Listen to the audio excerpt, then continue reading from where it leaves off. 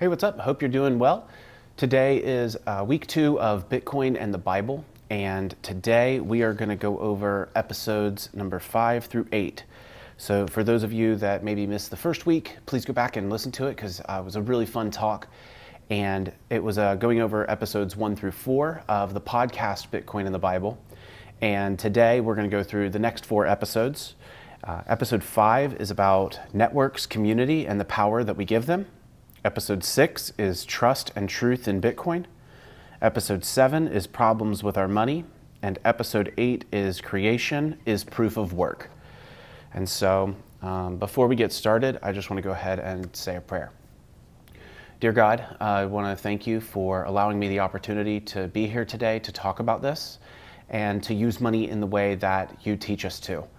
God, I pray for the people that are unable to be here with me physically today, and I pray for everyone that's going to be able to watch this in the future.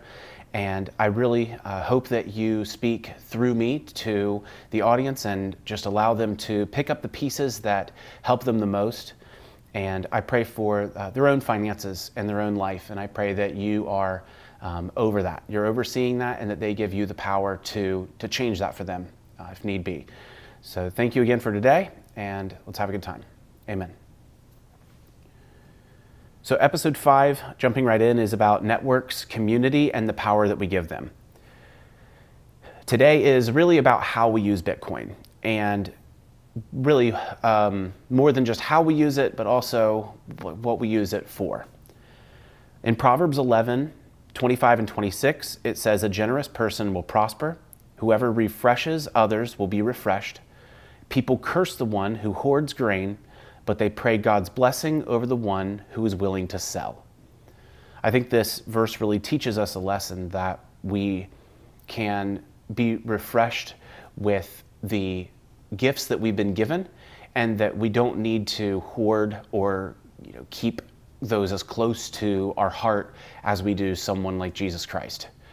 And on top of that, it says that God's blessing is on the ones who's willing to sell. And I know that might be counterintuitive for you to hear something like you need to sell, but what if it's more about giving? Money is for us to hold on to, but it's also for us to pass down to our children. It's something for us to be generous with.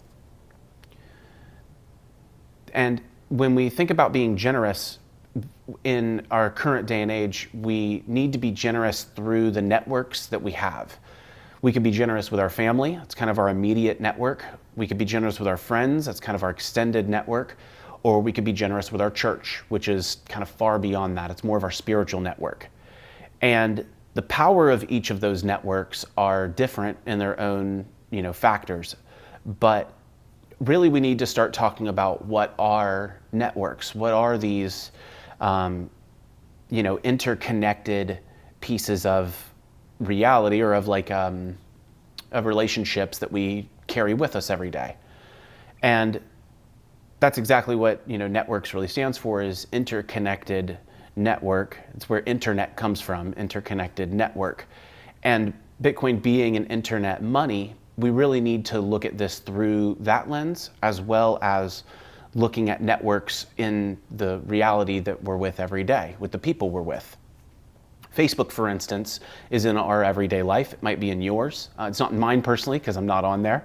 But LinkedIn is a network as well of kind of professionals in and online. And when we think about networks, you can envision kind of a physical net, like a fishing net, and how those carry, different things. A net could be used to carry fish out of the water, or a net could be used to trap, a wild animal or whatnot. Those networks are strong. If you think about, again, like an actual net, to have a weak net or a broken net doesn't allow it to carry its function, right? So if you have a broken net, you go to fish, all the fish are just going to come out the bottom of that. So having a strong network is extremely important. And when we think about that on our own individual levels, having a weak family network would not allow you to build a family of your own. It's just going to fall through the bottom. Having a weak friend network is not going to allow you to make friends. They would start to fall apart, or those pieces of the net that hold it all together, as they come apart, it starts to weaken the entire thing. And then same with the church. If we have a weakened network of people within the church, we're not going to be able to fulfill the mission that that type of network is for. Metcalfe's law is a principle, it's a mathematic principle, but it says that the number of connected pieces on that network will continue to grow if it stays decentralized and secure. And you can think about that through like telephone networks, for instance. First it was telephone networks were really ran by kind of one organization, and they realized that's kind of weak if we just have this one company running this. So let's kind of split this up and have multiple networks, multiple people running a phone network, but they're still all interconnected, even though they have AT&T and Verizon and T-Mobile, all these different networks, they still can all communicate with one another. And that's what networks do. They allow the travel of information. Now let's think about non-networks. For instance, we talked about Facebook being a network of connected people, but only people on Facebook can talk with people on Facebook. You can't talk with people on Facebook you can't connect with people that are on Facebook on MySpace, because MySpace is a broken network. It's no longer a communication throughput. And we can think about this in business as well. If we have a network of Blockbusters, for instance, they're storefronts that are located all around the United States, and they serve a purpose. A function is to let people rent and watch movies. Now, what happens to those networks? Why do they come apart? Why do they start to fail? And if we use that analogy of Blockbuster, we can see that it's not necessarily that Blockbuster failed, it's that something came in that was stronger than the network of Blockbuster, and that's Netflix. When Netflix came to the table, it really started to play the role of internet-connected movie rentals. And at first, Blockbuster thought nothing of it and just continued to do their Blockbuster thing, which is to have people come into the store with their Blockbuster card and rent the movies and bring them back and rewind I forget the saying, but they need to rewind their cassette tape or their VHS before they bring it back. But Netflix allowed for people to watch movies over the internet and rent those movies at their own free will.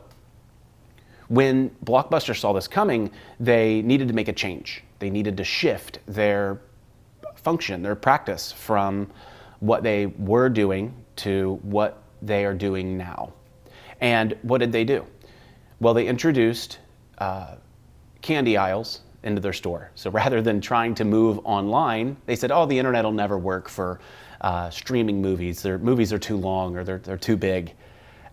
So they introduced candy aisles and had people come into the store and buy candy for their movies, which eventually they ended up just going bankrupt because they were wrong. They were not able to continue providing that service because they were incorrect. The internet is capable of moving movies and renting movies, and Netflix took them over. Saying this about our monetary network is a whole nother layer to this. Think of Visa and MasterCard and Western Union. Western Union being the largest global money transfer service. And they offer a fee to do this service, which is that they take about a 20% cut if you want to move money from one part of the world to another part of the world. And that can have problems with moving that money because you're moving cash from the United States to pesos in another country, and the exchange rate takes a fee. The Mexican government could take a fee. You could have an instance where you have a gang outside of the Western Union that even if you go in and are able to get your money in that other country out, you have to pay the gang members that allowed you to go into the store. And even in the United States, if you run a small business, you have to, using it like the Visa network or the MasterCard network, you have to pay them a fee in order to do that service. In order to be a merchant on these networks, the merchant has to pay an 8% fee for next day deposits. It's the merchant who bears the weight of receiving the money. The person buying the goods, it just looks like the price of goods for them. But the merchant has to bake this price or this fee into their costs when they go to price their goods and services. And this is opposite from reality. The reality that our world lives in is that if we're in a truly free world, that it's not built to extract this much value from businesses, from people.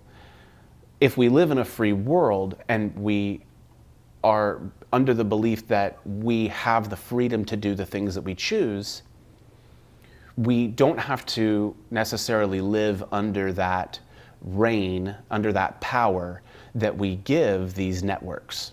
And again, by just becoming by removing yourself off of these networks, you can remove the power that we give them. With Bitcoin, you can receive money in a way that is not only morally responsible because it does not rely on theft, but it actually perpetuates a system that is built on everyone who uses it succeeding. You can remove yourself from other networks like PayPal or Cash App or Venmo. And the reason to remove yourself from these networks is because each of them are centralized in their own authority. You can only move money from PayPal to PayPal users. You can't move money from PayPal to Venmo users, for instance. Even though Venmo is owned by PayPal, and I'm going to put a screenshot up here where this person says, using PayPal to pay a person that uses Venmo, and they say, I'm trying to pay a person that uses Venmo. Can I do that with my PayPal account? If so, what do I do? And the person says, thank you for reaching out to us. Your Venmo payments are handled in the same way as other PayPal transactions. And when placed in your big long worded message that basically they reply and say, thanks, but this doesn't help. It's about receiving Venmo payments. I want to use my PayPal and send it to someone who's on Venmo. And the link provided doesn't help. And other people are asking the same question, because if they own the company, why can't they just send it from PayPal to Venmo? And it's because they're not incentivized to do so. The company PayPal and the company Venmo, even though they're the same company, there's no incentive to them to allow you to transfer between these networks. So they keep you stuck on PayPal or they keep you stuck on Venmo, and that's where your money is stuck. And when we talk about your money being kind of stuck, that brings up a whole nother point, which is that PayPal can just decide to lock you out of that account completely. They do not have to let you use their platforms whatsoever. And no money is actually moving on their network, on their centralized network when you use PayPal, for instance. If I send money to someone else on PayPal, they're just updating an internal ledger, and no money is actually moving. Just IOUs are moving around their network. So it begs the question, if the government wants to know about our transactions that are taking place on these centralized PayPal networks, and we can be taxed for those transactions, but yet no money is actually moving around, why are they being taxed at all? And the reason is because it is incentivized to steal in that network. And each of those on their own accord have their ways of extracting wealth out of their users. In order to pay someone on Cash App from Venmo, for instance, you would need to withdraw your funds to your bank account, which if you need them that day takes an immediate fee, and then you would move them onto Cash App and be able to transact with people within the Cash App network. And all of these have frictions and time limits and waiting periods that are not needed. So what's the opposite? Why talk about all of this? Well, because with Bitcoin, you can have what's called a circular economy. So instead of the asset itself being a centralized authority, it does not require any permission to use those networks. In fact, I brought with me today this right here. It looks like a pill bottle. I have it in paper form as well, but these are individual words. And all you would need to do is pull 11 words out of this jar and then calculate the 12th word for that to be your Bitcoin wallet. And it would be yours. No one could take it from you. And no one could guess it either. It's secure in that way. And that security is something that we'll get to a little bit more down the road as we talk more here.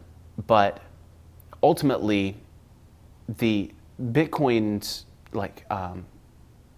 the prospect of Bitcoin allows for these circular economies to exist where I would pay someone for their service and it would be valued in the same amount of money to someone else using their service. It wouldn't be required of this, card service takes this fee and this card service takes this fee. It's the same for everyone and we all have the same incentives. So in that way, Bitcoin store of value is really neat, but Bitcoin, the network, is much bigger. And I would say that that is the actual needed element that we need to succeed in our life.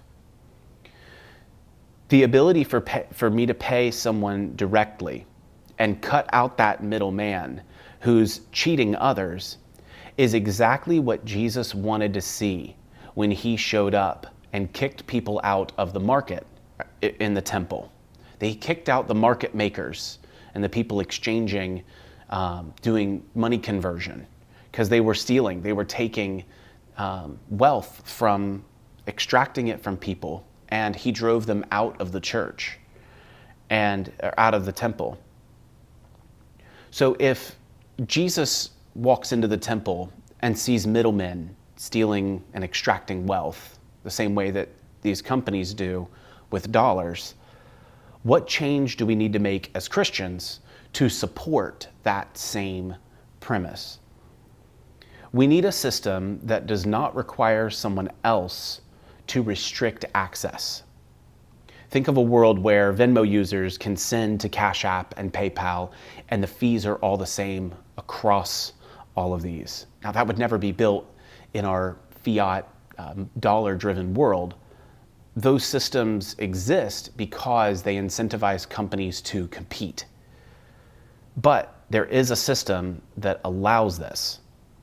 It's currently being built, and it's the future network that takes away the power from the government and puts the power of money back into our stewardship so that we can use it appropriately and we can use it in a godly defined way.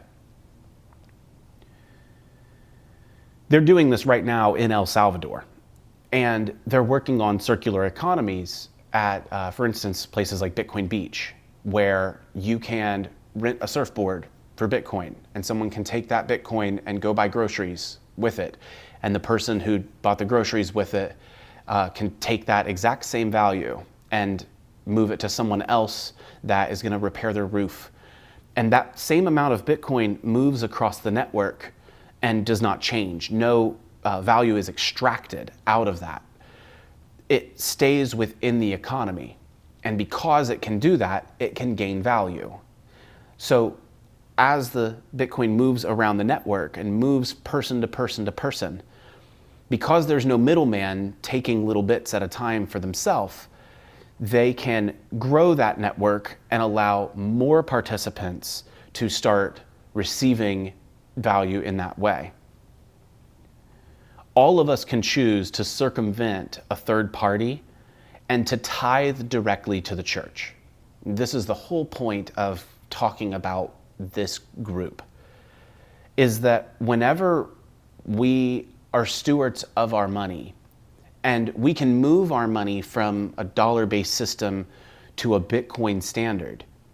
We can then choose to freely give that money to the church. And by doing that, we can allow them to have more value, to do more mission work, instead of having that third party who's taking a fee or taking a part of it for themselves. It is truly freedom money. No approval needed, no locking people out, and Bitcoin is for everyone. We have to drop, though, this Western mindset that says, well, if I lose my money, then I can get it back. If a bank goes under, for instance, one of the things that it says at the top of my bank is that it's backed by the full faith and credit of the US government. On the top of every banking app, I think it's legally required to say this now. And what that means is that we are believing that we will get our money back if we lose it, if we're irresponsible with it, or if the bank is irresponsible with it. And that is putting the stewardship of money in the hands of someone else and saying, no, you take care of my money, I'll take care of my life.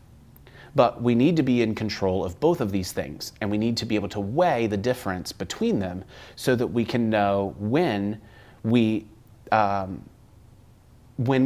being stolen from, when someone is trying to extract that wealth from us. So, what can you do today to support this network? First and foremost, you can hold Bitcoin. You can choose to hold your own keys to your private wallet by creating one, whether it's with generating some information and coming up with your own wallet. I brought a bunch of different kinds of wallets with me today. And you can go out and you can get a wallet similar to one of these, and you can hold your own keys to your own Bitcoin and start taking ownership for the money that you have. You could also run a node. A node is a computer that helps support the network that is the money moving through the economy from person to person. A node verifies the ownership and has a full copy of the Bitcoin ledger so that everyone has a record of where the money was moved from and to, and it is in an anonymous way so that no one needs to know the inner workings of your own personal finances. By doing this, you are removing power from the traditional networks. You're getting rid of the walled gardens of PayPal and Facebook Pay and Apple Pay and Cash App. You're removing all of those barriers, and you're allowing yourself to receive an income directly in Bitcoin or give your income directly in Bitcoin. And that is setting the stage for your kids and your kids' kids to use a money that is not controlled by governments or by organizations. So a question that comes up is, what if Bitcoin is just another network that gets pushed off of the global stage? And what if it's just another PayPal or another Facebook Pay, for instance? And what I would say to that is that at $1 trillion in 16 years running, and with new nodes coming onto the network all the time, this is a brand new financial vehicle that does not require, for the first time ever, permission to use. Because Bitcoin has solved two major problems. The first one it solved is that it's a money created by verifiably 21 million Bitcoin as its native cap. It also solved the problem of communication by using permissionless, immutable blockchain technology and the difficulty adjustment that is baked within the creation of new Bitcoin, which we'll get to in a little bit. So that starts to make us think like, okay, that's kind of like nerve-wracking. Like, that's a lot to consider whenever I think about moving my, hard-earned dollars into a new system of transacting, a new system of moving my money, a new system of tithing. And I have this picture here that whenever even we introduce people to the idea of tithing, I can't believe that this isn't the first question that comes up is, does it have inflation? Because we do talk in the church a lot about tithing. Every week, you hear the opportunity for giving. But how we give our money is not really ever talked about. And that makes sense. It's very difficult to move from one system to another. But we all learned how to use Facebook. We all learned how to text each other and, get a phone number. And these are permissioned things. So moving into a system that is permissionless and does not require permission can cause a little bit of uncertainty. It makes sense. People's concern might be that Bitcoin becomes worthless and that Bitcoiners will be left, kind of holding this invaluable thing, and everybody else will run away with with holding all the valuable stuff. And that's important to consider. Bitcoin isn't necessarily a tangible, physical item. It is in the sense that you can hold your physical keys, or that you can hold, your seed words. You can actually, say that you own those. You have ownership of those, and they do not rely on anyone else. But it is not the same as holding like a bar of gold, for instance. And so let me kind of read this sentence and see if this answers that question. If you're hungry, what's more valuable, a bar of gold or a hamburger? People with different needs value things differently. However, you cannot deny the fact that we are all being stolen from in the form of dollar inflation. And as more people realize that they are being stolen from through inflation, they will add to the network of Bitcoin and increase its value over time, because they ultimately will see that inflation is theft. It is the opposite of value, and that Bitcoin is the only answer out of this problem. So to wrap up on episode 5, it says, what do you need to do? Care enough to be here. And if you've listened to this so far, you probably are. Learn about it and accept that Bitcoin is a real thing and it's not going away. Episode 6 is about trust, truth, and what that means in the realm of Bitcoin. God is truth, first and foremost. He says, I am the way, the truth, and the life. Godly people put truth first because God is truth, and they seek truth. We're all made in the image of God, and truth is what we are called to. Because God is truth, truth should be our pursuit. And it says it says in the Bible that we follow with a childlike faith. And one of the things they say in episode 6 that is so important is that children trust, adults verify. In 1 Corinthians, it talks about when I was a child, I acted like a child, and I thought like a child. When I became a man, I put the childish things behind, and I acted like a man. We are called to trust God with a childlike faith. And I'm not saying in this talk that we need to trust Bitcoin. I'm saying that we can verify Bitcoin. And you can do that by running a node, by holding your own keys, by using the network to pay for services and goods. And what God calls us to is to not trust everything, but to trust in Him. In John 14:6, He says, I am the way, the truth, and the life. And that quality of who we're following and why we're following it is the most important thing that I think anyone could get out of this talk, is that this is not placing our trust in Bitcoin. This is about creating a network that we can rely on to do the things in the world that God ultimately has given us dominion over, given us domain to do. the quality and trustworthiness of our money should be verified with each other, with again, the network that we talked about. And if on the dollar bill it says, "In God we trust," but then we're using the dollars to build a foundation for our life, we lose that meaning and we're just following the dollars blindly, not even thinking that in God we trust. We're actually putting our faith in dollars if we're not verifying that the dollars are doing the thing for us that it actually is calling us to do, which is to seek truth. Worse yet, when we use this money with each other, we're actually, even if I can, go to you and hand you dollars, you can only buy less goods and services in the future with those same dollars. And so I am actively knowing that I'm giving you something that is going to lose its value. And that again can bring up a lot of uncertainty and doubt whenever you think about Bitcoin. If I can hand someone Bitcoin directly, how can I be sure that, I can trust Bitcoin will be here? Like, for instance, if there's a blackout or if there's no internet.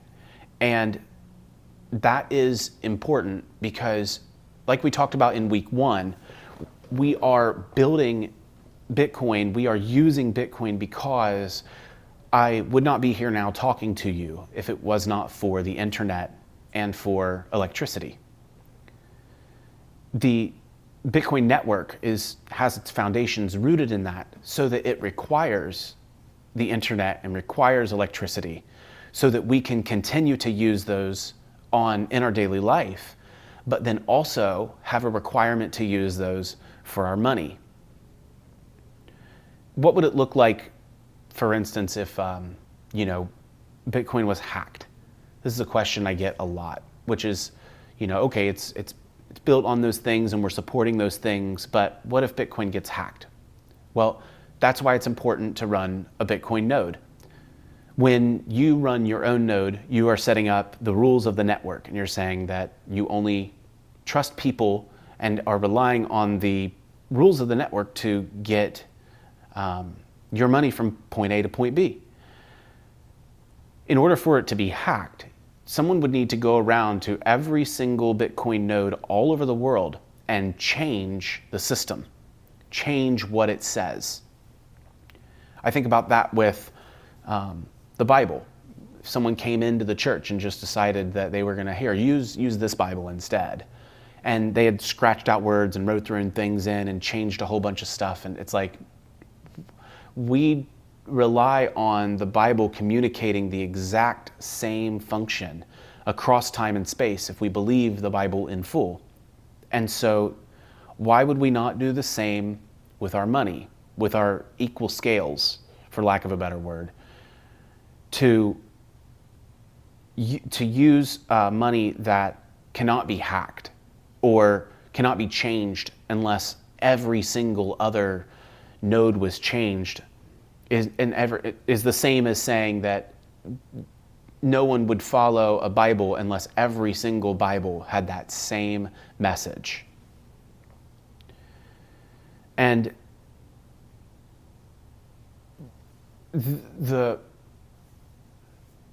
it's hard to do this by myself in this room, because I know that I'm communicating externally right now to a larger audience, but I've invited people to this group who I know could really benefit from creating a network and joining a network of people that are not perpetuating theft. And I know that there are people that basically everyone can take faith as their own and can own their faith and can read the Bible for themselves and can, follow in the footsteps of what God says they are, not what the world says they are. And I want to be able to communicate to everyone that Bitcoin does not replace faith. It places a a new responsibility on individuals that allow them to start building a new life for the future that they want to see. There's been a lot of crazy things happening in the world, and I feel like the timing on this podcast or this group is really hard. For instance, because the price of Bitcoin kind of just crashed from it was about $100,000 down to $88,000. But valuing ourselves or valuing our Bitcoin in this dollar-based system, like I said last week, is something that we don't ultimately need to do. If $1 is $1 and one Bitcoin is one Bitcoin, that price comparison is how we look at it right now because we've been accustomed to that. But that won't always be the case. If governments, for instance, tell you that you can't drive tomorrow and no one's allowed on the roads, then why are we continuing to use a system that even puts us on the road in the first place? If all of us have to get on a city bus in order to go anywhere, to use that centralized authority, and we have no freedom to get in our car and drive it to where we want to go, why would we use that system?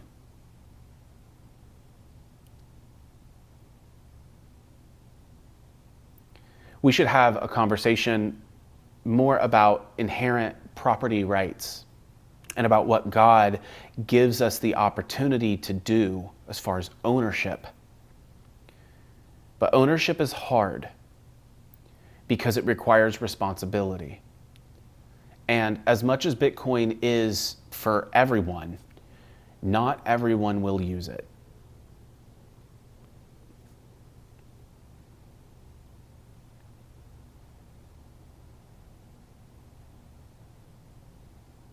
In the same way that God and Jesus Christ is for everyone, not everyone will follow him.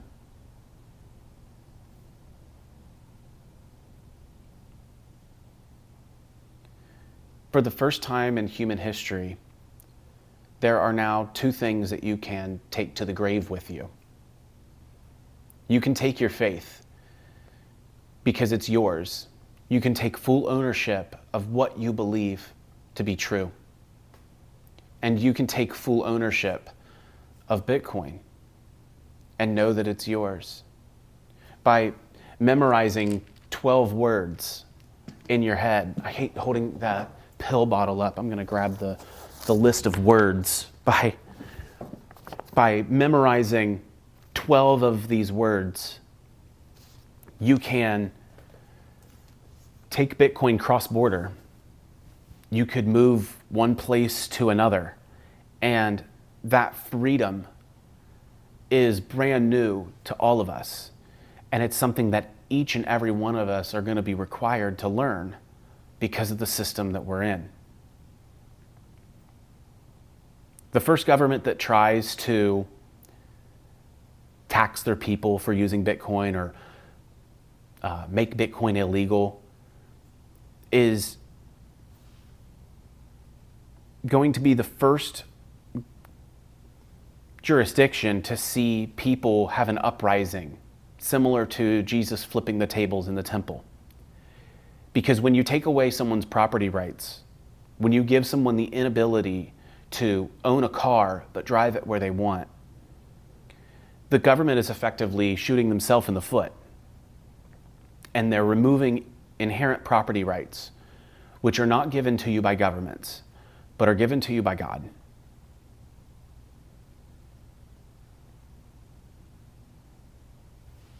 So people have a problem with Bitcoin's volatility, the rapid changes of price going up and down. But the only reason that we have that problem is because we value what that says about our life. we're not looking at the value of 1 Bitcoin equals 1 Bitcoin. We're looking at the value of 1 Bitcoin equals so many dollars, and those dollars are printed to infinity. I would just say a couple things to wrap this up. If you're saving in Bitcoin right now and you're having a hard time with holding on to it and keeping it because you see that change in price happening rapidly, if you're not sleeping well because you see the price changing so often, maybe reduce the size of your holding. And this is not me telling you what to do, just from a stewardship standpoint, it's the same as debt. If you have too much debt and you're not sleeping well, you might need to just pay some of it off or reconsolidate because you're not able to sleep well or live with yourself.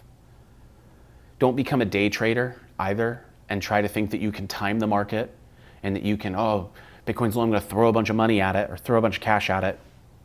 This is about changing the system, and that takes a huge amount of time and a lot of people on the network to change that mindset so that Bitcoin can actually be used as a currency and as a money that we can use to advance the kingdom of God. I did have a video here as well of the Bitcoin network happening real time. So you can see what it looks like for transactions to be joined together into a block. I'll put that on the screen so that you can see it. And this is the best way that I can describe an ethical money, is because every transaction that's coming in did not require permission.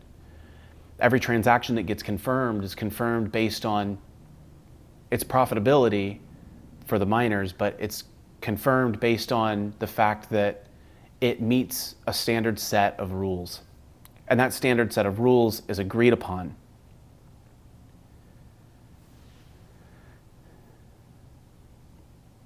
I had a section here to discuss the features and talk about its elements, but to think about the current ways that you are trusting the dollar system.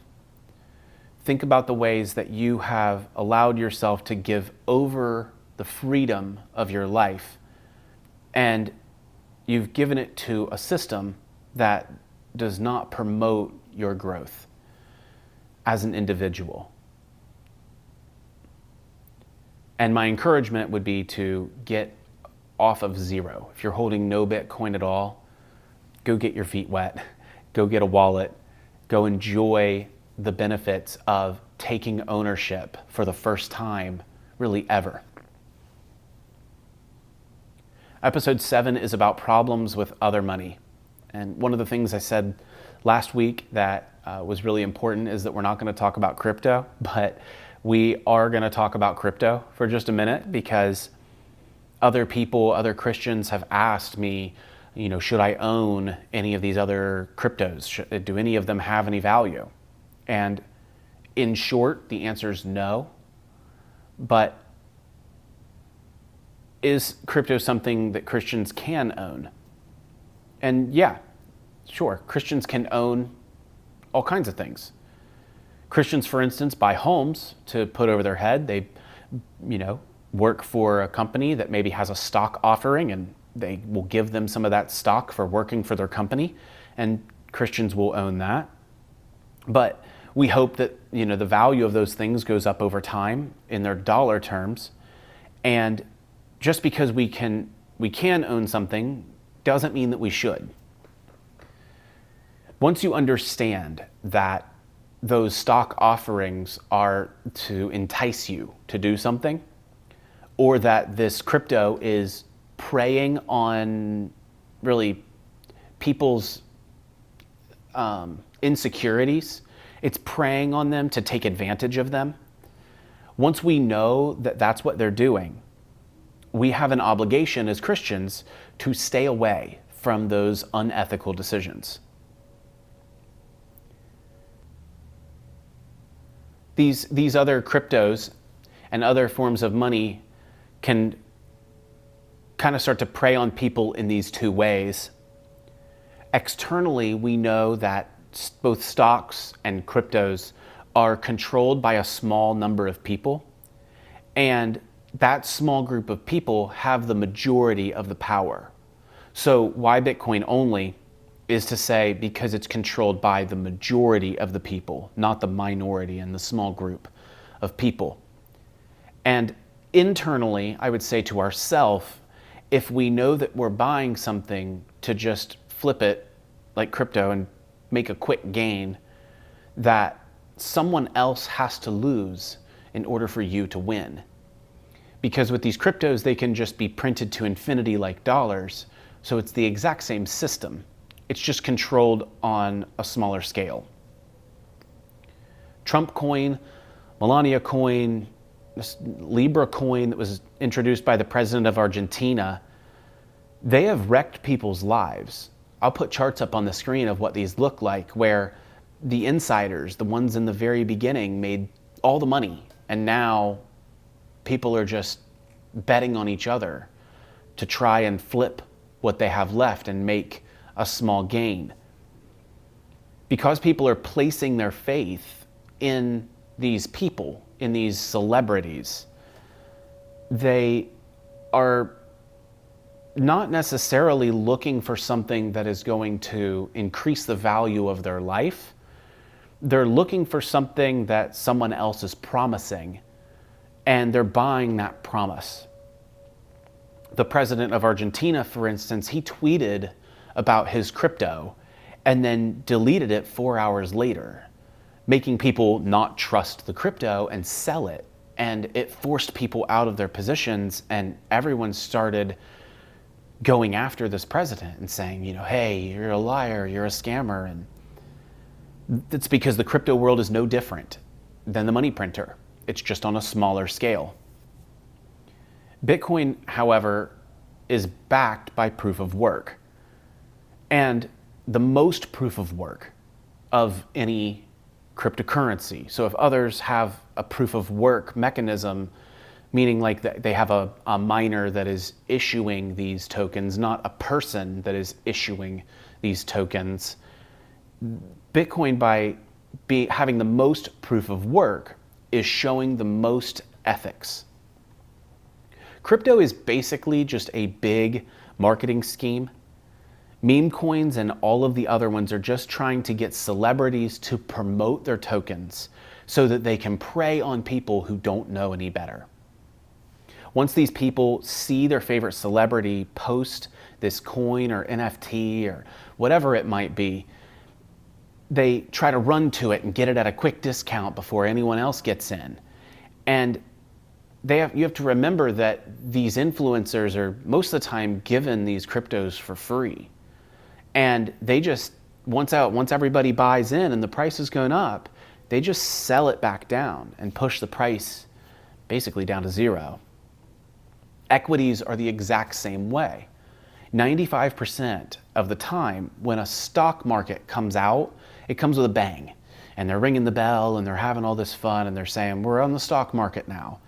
But they quickly lose their value because the marketing money runs out. I think about a story my dad told me about investing. And he said it this way. He said, whenever I started investing for my future, it's kind of like traveling across the ocean. It was a really long trip, and I had to pack things that I knew I could take with me. And there was a lot of storms. And now he's on the other side of the ocean. And I'm calling him from the other side saying, okay, I'm getting ready to invest. I'm getting ready to build for my future. How did you make it? And his response is, I have no idea. I think that's the most truthful answer anyone could give. He has no idea because the wind is different now. It was north, now it's south. And the storms are different now. And the boats are newer now. We need to be sure that we're not listening to the ways of the world when it comes to our future, and that we're verifying what we're seeing in the real world. God tells us to commit everything we do to Him, to trust Him, and that He will guide our path. If we listen to the world and start to believe that we have to take 5 different boats in order to get where He has us going,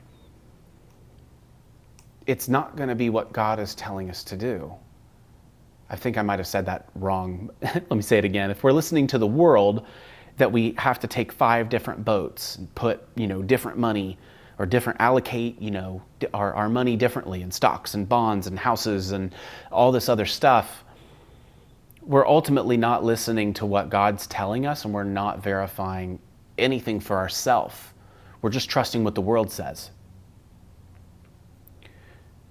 The world tells us to diversify because if one of your boats sink, you have 4 left over. But I would argue that Bitcoin challenges this fundamental idea. We can verify that the boat of Bitcoin, keeping this analogy, we can verify that it's the best place to put our assets and put our time and energy, because we can verify its authenticity and support an honest ledger. Because we can verify that authenticity, we can see that the boat has no holes. And investing our time and our labor into a boat that has known holes, or ones that we can see, like gaping holes, it means that we're not being good stewards of our money.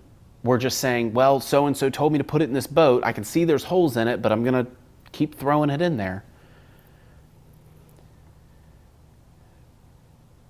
We can truthfully say that in order to cross the ocean of life, we shouldn't put our family across 5 different boats. We should get on one boat that has the most the most security, the best sails, a higher, food capability, or whatever it might be.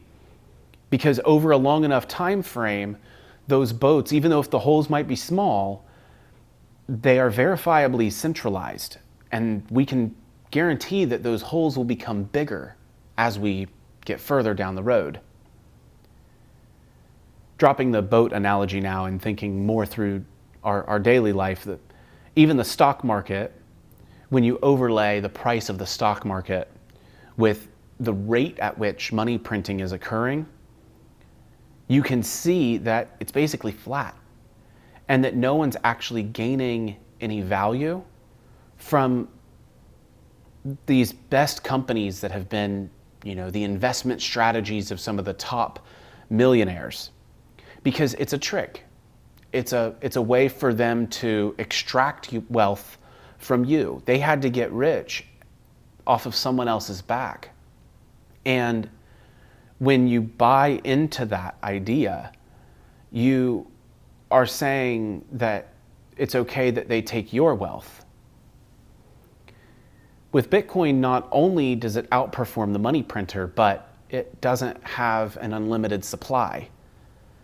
And so you can think about it less as an investment and more about a saving. If you want to invest in something, go for it. I'm not using this to tell you that you can't, invest. Businesses, for instance, are a great thing to invest in. If you want to, take your time and energy and put it towards a small business and to help support them, that's going to come with some risks. It's going to come with like the sails having holes or being patched up, or having, back to that boat analogy of having holes in it. It's going to be risky to invest into that company because they have to perform at a better rate once it gets down the line. But if you want to save, God instructs us to save in the most ethical money. And Bitcoin allows us to save at the same cost for me as it is for you. If you're watching this anywhere close to the 1st of March in 2025, the price of Bitcoin's right around $80,000. And if you or I would have gotten into Bitcoin in 2017, even at the top of the market, it was $1,000. It's the same amount for everyone at any given time. And it's the same amount of Bitcoin available for anyone at any given time. This freedom takes away the power from governments and stops the enforcement of theft, allowing people to build a future that God has for them, not the future that only the government is allowing you to have. Bitcoin 8, oh my gosh. Episode 8 talks about the proof of work in Bitcoin. And proof of work being the amount of work that a computer does, that a machine does in order to create new Bitcoin. And to look at this, we really need to take kind of a step back and look at the creation story, because God does give us domain over the things in our life. He allows us to create things in His Spirit. God said in the very beginning, as the creator of the universe, He created the heavens and the earth. And once He was done creating all of those things, He rested on the seventh day. He intentionally took 6 days for creation. But this is kind of counterintuitive real quick, because if God's energy is infinite, why would He only allow Himself to create for 6 days and rest on the seventh? Why would He need that rest? And I think it's a reflection of ourself. We need to be able to rest on that seventh day to be able to reflect on the creation that we've done and to see that it's good. Adam and Eve was given domain over the earth, and work was a requirement by God. Work was created before sin entered the world, and work is a good thing. It was first done by God in creating everything, and then He allowed humans to share in that work with Him, to produce things. I said this in the first week, but I'd like to reiterate it, that we don't work to make a paycheck. We work because it's a mandate from God. And the work that we get to do, we share in it. We share it with Him. Those that have learned when money is controlled by man, that they require no work to create the money, that it is an abstraction from what God tells us money is. And so by enforcing these things, it's enforcing that people don't follow what God says for them, and it's almost enforcing what man says for them over top of it. It's a really big flaw that I think about whenever I think about our system, because the work He calls us to is to work for people, to benefit people, to help one another, to go be fishers of men. And that work produces value. So it doesn't just produce a paycheck for us. And that blinded reality that we just work for a paycheck is the slave mindset. Because God ultimately allows us to work, and the work that we do is providing for our family. It's going beyond just us.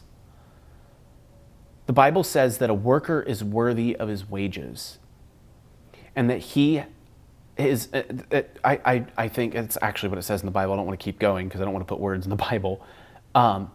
He has allowed us to store that value. If we're worthy of our wages, it doesn't mean that we have to go to our boss and ask for a raise. It means that we're worthy of our wages. We are worthy to store that in the best way possible. If we're thinking of how God would use money, God would use money that's worthy of our time, and that our efforts are rewarded, right?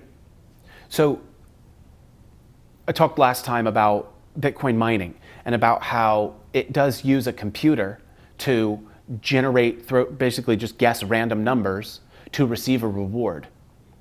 That guessing of random numbers I question whether or not it should be valued by God, or whether or not it's just like a lottery ticket that we're just hoping that we get the right number so that we can get that reward. And this is slightly different with Bitcoin mining pools. Because what can happen in Bitcoin mining is that it's not just me guessing numbers for my own benefit. It's more a factor of me collectively working with other people that are also working on the same problem to receive a reward that benefits everyone. It benefits us. Yes, you would receive the worthy for your wages. You are receiving the reward that your pool worked on.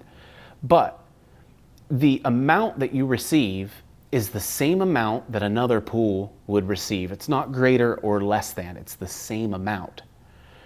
And so it allows the money that we're working for to work for the people. When people in government make decisions, they typically make decisions that work for themselves. I think about them just raising the debt limit. They raised it from 36 trillion to 40 trillion. And that does not benefit anyone. That is inflation. And by them voting for that, they're voting that they, closest to the money printer, receive the benefits of greater benefits of anyone else that'll receive it after them. Because of the extraction of wealth, let's say, a politician receives $1 million. They go out into the economy and they spend that. Well, an 8% fee is taken, and they spent that to someone. So now it's only worth $920,000, and then 8%, I believe so, $920,000, and then that $920,000 that's left over goes to someone else, but they pay an 8% fee, and then now it's only worth $840,000, and then they spend it, and another 8% is extracted, and another 8%. You can see how by the time the money gets to someone else in the economy, that it's much less valuable because it's been extracted everywhere along the way. With proof of work, you have to prove that your pool did the work in order to receive the benefit. And once the work's completed, everyone in the economy can verify that they did not cheat the system and that my money is still valued at the same amount. 1 Bitcoin equals 1 Bitcoin. It's still valued at the same amount as everyone else's. And in fact, it could go up in value and buy me more items over time because the wealth extraction is not there. We don't work for money. We work for people. And we work for people because God allows us to look after this world. God created work to be good. Both work and money can be good, but only when we take full ownership of that domain and what God has instructed us to take ownership of. It would be foolish of us to think that dollars are the last currency, or that Bitcoin is the last currency on earth. Because either way, we are starting to believe that it might not be foolish for us to think that Bitcoin's the last money on earth, but it would definitely be foolish for us to think that fiat money is the last money on earth because it's printed to infinity, that there is no end to the money printing. And that means there's no end to the theft and the stealing and extraction from other people. When you look at a system like Bitcoin, I think that it could just very easily be compared to gold. Gold has a slower amount over time. We don't know if there's an infinite amount of gold in the ground, but we can at least start to build a future for our kids that at minimum is 120 years until the last Bitcoin is produced. That future for our kids and for ourselves can start to be the foundation that sets up the rest of the world for success, rather than looking at the dollar was created in 1913 and that's the end of the money forever. It's going to be that money forever. I think that would be more or less accepting a one world currency and seeing that as the end result of all of human history. And I don't think that is. To work on a new form of money that has foundational principles in how God instructs us to work is glorifying to Him. To work on building the foundation of the new form of money that we're talking about here is very simple, but it requires action. And so the three main things that I'd like for you to take away from that is that you can do these three things. You can take your wage in whatever, dollars, pesos, the return on the stock market, by selling a house. Take your earnings, take your wage, and transition those into a suitable mean of storage for time. And that's the future element of this. It's transitioning from just the wage, the working for the paycheck, to the future. In the past, take your mind and lean towards supporting a network by running a node. That's the history of the blockchain. By supporting the history of the network and running a node, you can support the past of what has been occurring on the Bitcoin network and allow for more to support more decentralization to support its growth in the future. And number three, take your energy. Support the network by taking an honest role in working towards creating an uncorruptible money. And that means just accepting it in your daily life, tithing to your church in it directly, teaching your church about it, because without this in our church, in our life, we cannot build a foundation that has less theft. If we're only thinking about more dollars, we're only building a system that continues the problems that we've seen in the world. If God calls us to be fruitful and multiply, we must support a money that allows us to be fruitful and multiply. Not by multiplying the dollars, that's not what it's about. By multiplying the people in the church, by getting more souls, more people in the church to hear the word of God and to ultimately, hopefully, be saved from the sin that has just been entrapping us all. Not just the sin of money. I kind of want to take a soapbox here for a minute, because this whole talk has really been twisting my brain and making me think differently about my faith journey. And I have found myself drawing closer to God and relying less on what I think about things. The minute that I start to say, well, you know what I think, I immediately start saying, well, wait, hold on. Before I say that, what does God think about this? What does God say about this? When I think about my job, I think, I want to run my photo studio forever. But what does God want for me? What does God see in my future? Maybe I'm not supposed to continue doing what I want. And maybe I'm supposed to build something brand new and supposed to start over from scratch.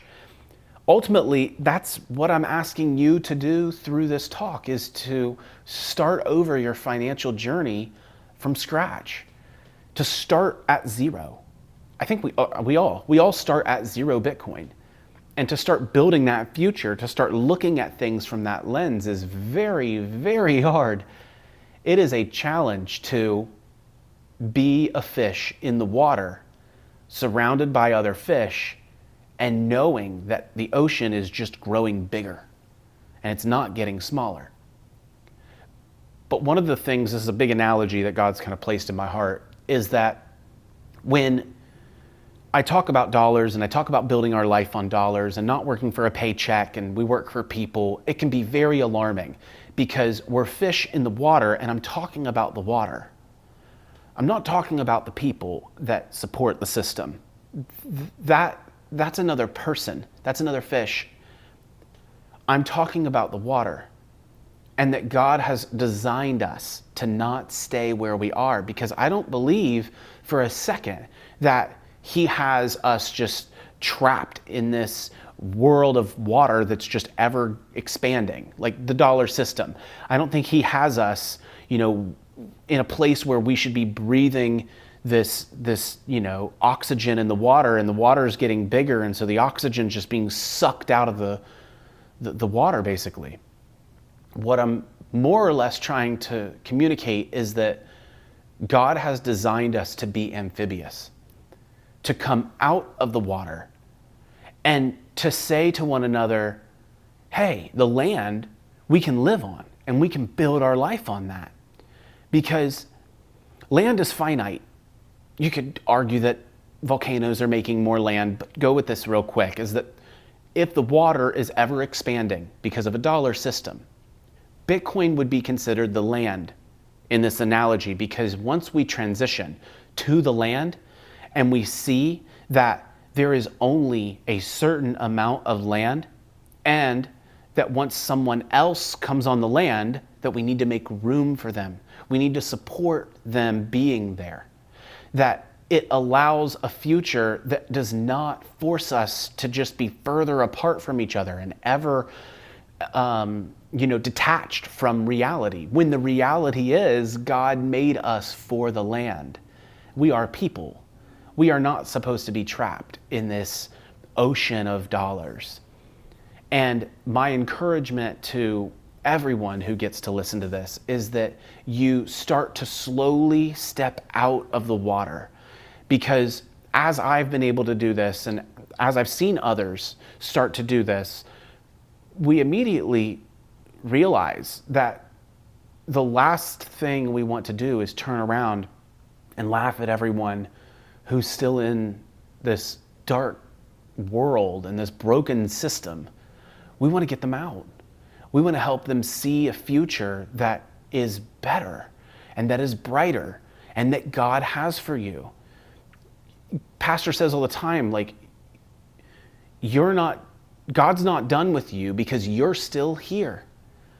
And just you might feel trapped deep at the bottom of the ocean in debt, but you can swim out, and God can place you on dry land and put you in a new environment to help you see that other people want to support your growth, and that you can ultimately support your growth by not, having one foot in and one foot out, by moving to a Bitcoin standard, by moving to a system that allows you to hold 12 words and have ownership of something.